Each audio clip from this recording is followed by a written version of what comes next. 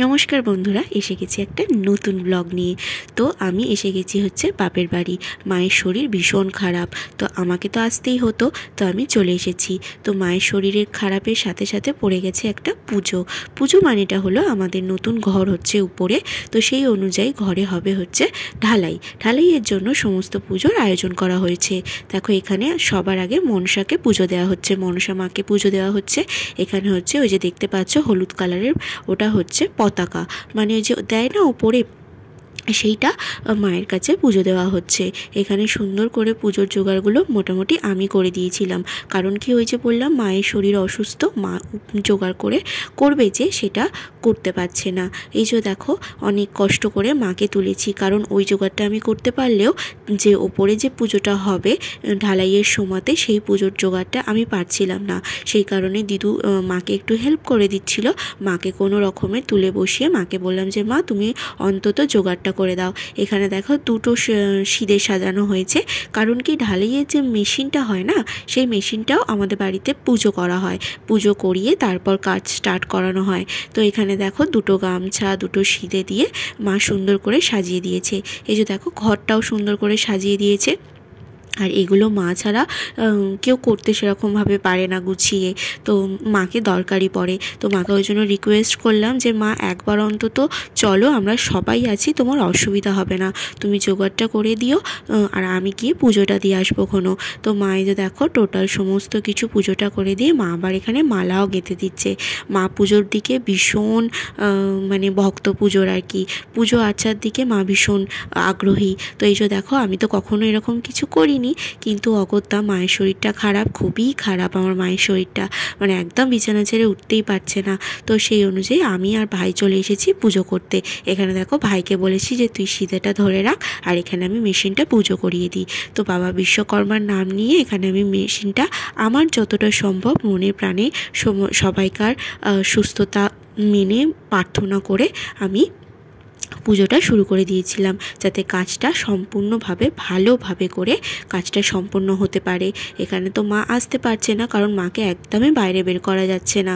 তো সেই কারণে মা বলল তুই আর ভাই গিয়ে পুজোটা দিয়ে আয়। আর পাশে বাপিও ছিল, আর বরবাবুকেও আসতে বলা হয়েছিল, তো বরবাবু একটু এসেছিল, একটু লেট হয়ে গিয়েছিল। তো দেখো আমি ততক্ষণে পুজোটা স্টার্ট করে দিয়েছিলাম। এখানে আমি যতটা সাধ্যমতো যতটা পারি, আমি একটুখানি ভয় পেয়ে যাচ্ছিলাম যে আমি আমার মায়ের মতো পারছি কি না, তো মনে মনে এটাই হচ্ছিল, তাও মন থেকে ডেকে ঠাকুরের কাছে তো আমি পুজোটা করেই নিচ্ছিলাম। এখানে আমি ধূপ জ্বালাচ্ছিলাম, আর ওরা সবাই আমাকে অনেক হেল্প করেছে। তো এখানে দেখো দিদুমাও চলে এসেছে। আমি গঙ্গা জলটা আনতে পারিনি একসঙ্গে, তো দিদু গঙ্গা জলটা নিয়ে এসে ছিটিয়ে দিচ্ছে ওই মেশিনটার উপরে, এই ঢালাই মেশিন বলে না, সেই ঢালাই মেশিনের উপরে, মেশিনটা ভালো করে পুজো করার জন্য। আর যে মেশিনের মালিক ছিল সেও একটুখানি আমাকে বলছিল যে অনেক দিন মেশিনটা পুজো হয়নি, তুমি একটু ভালো মতো করে পুজো করে দাও মেশিনটা। আমার মেশিন অনেক দিন পুজো হয়নি, কাজ হয়েছে কিন্তু পুজো হয়নি।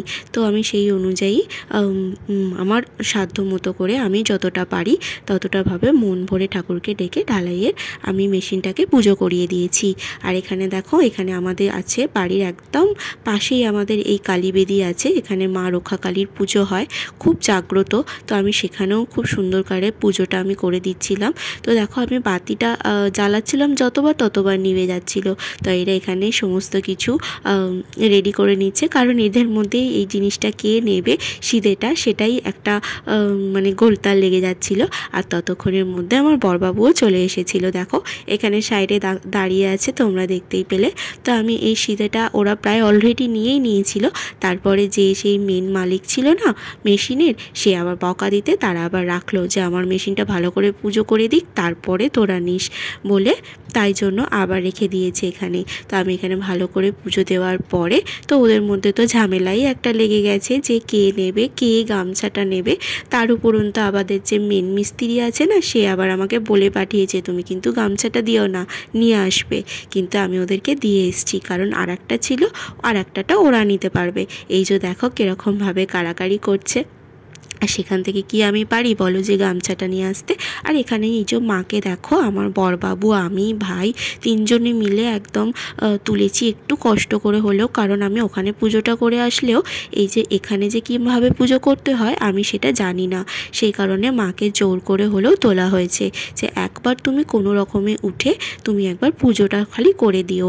এই যে দেখো বরবাবু আমার মাকে ধরে আছে যাতে না পড়ে পড়ে যায়, কারণ আমার মা মাথা তুলে দাঁড়াতেই পারছিল না, এতটাই এরকম অবস্থা হয়ে যাচ্ছিল। তো এই যে দেখো এখানে এইভাবে করে ভিত পুজো, মানে কি বলে না ওটাকে, যে ঢালাইয়ের আগে যে পুজো করতে হয় সেই পুজোটা, আর এখানে এই পতাকাটা টাঙিয়ে দিতে হয়, সেটা আমার বরবাবু করে দেবে। এই যে দেখো আমার মাকে বরবাবু ধরে আছে, কারণ কি এতটাই শরীরটা খারাপ, তো মানে ছেড়ে দিলে পড়ে যাওয়ার ভয় আছে, আর তার উপর অন্তরে 3 তলার উপরে, তো আর ওই ভয়টা বেশি লাগছে। তো মা সুস্থ থাকলে হয়তো আরও ভালো করে পুজোটা হতো, কিন্তু ছিল না যখন, কোনোভাবে মা করে দিয়েছে। এখানে বাপি এনে দিয়েছিল সোনার রূপো, তো ওটাও দিতে হয়। তো ঢালাইয়ের পরে তো সবাইকার একটা খাওয়ার আয়োজন করতে হয়, তো সব মিস্ত্রিরা খাবে, আর এই খাওয়ার আয়োজনে সব সময়ের জন্য কাকা আর মনি বেস্ট, কারণ ওরা রান্না ভীষণ ভালো পারে, মানে করতে পারে। আমার মন রান্না ভীষণ ভালো পারে, আর এই হচ্ছে কাকা আমার মনকে হেল্প করে দিচ্ছে, কারণ অনেকজনের রান্না, তো সেদিনে জানো প্রায় 40 জনকার রান্না হয়েছে আমাদের বাড়িতে, এত এত মিস্ত্রি, তারপর আমরা সবাই ছিলাম। এই যে দেখো এখানে হয়েছিল মাংস, হয়েছিল হচ্ছে ভাত, তারপরে হয়েছিল চাটনি, পাঁপড় আর মিষ্টি। এই ছিল আজকের ভিডিও। তো খাওয়া দাওয়া করে একটু রেস্ট নিচ্ছিলাম। ভিডিওটা ভালো লাগলে লাইক, শেয়ার, সাবস্ক্রাইব।